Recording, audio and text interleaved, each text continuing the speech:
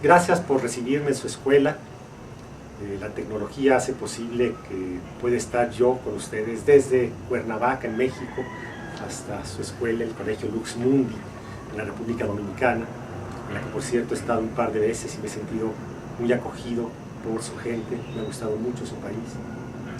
Y paso a responder algunas de las preguntas que me hacen con motivo de la representación teatral que van a hacer de Una Semana en Lugano en su escuela.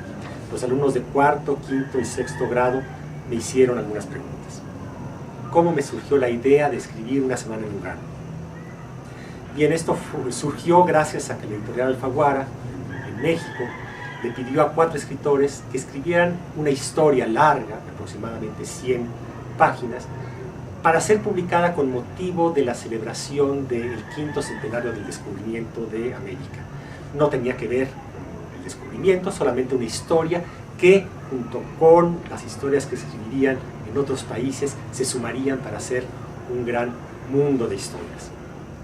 Ese fue el principio de esta historia. ¿Qué fue lo que más disfruté al escribir la historia? Lo que más disfruté y sigo disfrutando actualmente cuando escribo cuentos para niños tiene que ver con la competencia y el juego.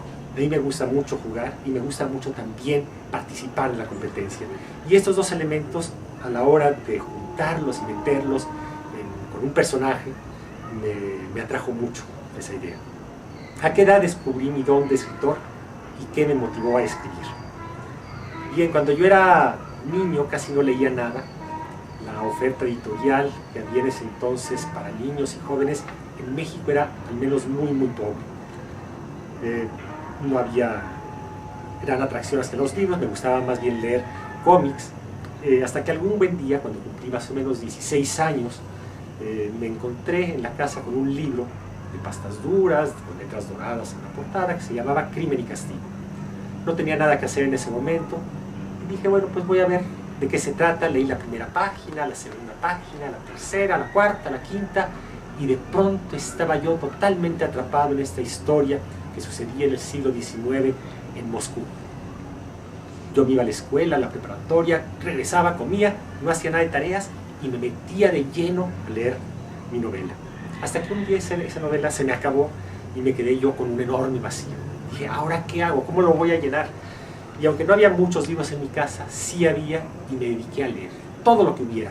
Muchas biografías, recuerdo, más novelas, hasta que me convertí de cierta manera en un lector de tiempo completo.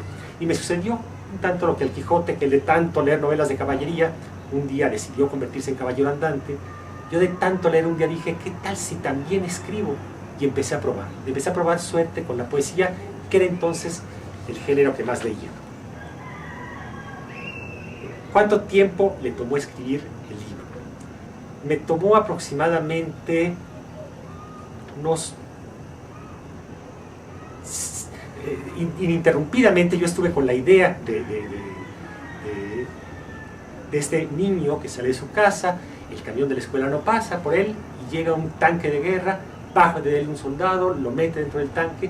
Con esa idea estuve durante meses y meses dando vueltas, hasta que un buen día dije, voy a terminar esta historia. Me fui tenía afortunadamente unas vacaciones, me fui a una casa alejada del ruido, del teléfono, y me dediqué a escribir. Terminé la novela en aproximadamente una semana. Y como suelen hacer muchos escritores, yo lo hago también, cuando se termina un libro, se guarda durante un buen rato en el cajón, para después leerlo con otros ojos y decir, sí, lo que escribí está bien. Pues lo guardé en el cajón, lo volví a leer y me pareció horrible. Lo volví a tirar, lo tiré completamente a la basura, me quedé solamente con esa primera imagen y volví a escribir la historia. Tardaron otros 2 o 3 meses. Yo creo que el proceso habrá tardado más o menos un año. ¿Cuál fue el reto mayor al escribir esta historia? Quizá el reto mayor tenía que ver con el final. Y le voy a ligar esta pregunta con la que sigue: ¿por qué no escribió un final feliz para Pedro? Uno de los retos principales fue eso, escribir una historia en la que no sucedía lo que suelen pasar con los cuentos, se casaron y vivieron muy felices. No, quería escribir una historia que tuviera también, una historia fantástica, por cierto, pero que tuviera también que ver con la realidad, una realidad en la que también hay frustración, hay tristeza, hay corrupción de parte del mundo adulto, quería dejar ese pequeño toque para decir, en los cuentos también se puede leer este tipo de finales. Me causó algún problema, ya que yo tenía hace tiempo un lector que era el que leía todos los cuentos que yo escribía, era uno de los primeros lectores. Él se fue a vivir a España, a Barcelona, y algún día yo le mandé este libro, Una semana en Lugano. Él me lo regresó con una carta de agradecimiento y me dijo que yo era de sus autores favoritos, etc. Pero después me enteré por su mamá que él, como hacía con mis libros, los leía una vez y después los volvía a releer. Pero en este caso se saltó el último capítulo.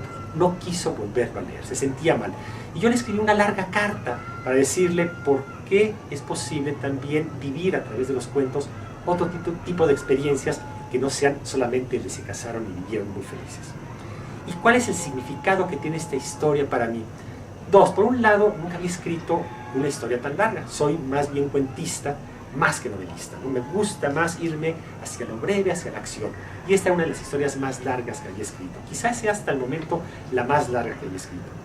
Y segundo, me abrió muchas puertas con niños y con jóvenes que me decían que era uno de los libros que más les gustaba y muchas veces me decían que escribiera una segunda parte. Yo decía que no había segundas partes hasta que se me ocurrió. Y desde hace 5 años, es bastante tiempo, no sé, pero desde hace 5 años estoy escribiendo una segunda parte que espero terminar en menos de 1 o 2 más. Pues les agradezco mucho y que disfruten de la obra. Me ha dado mucho gusto estar con ustedes. Gracias.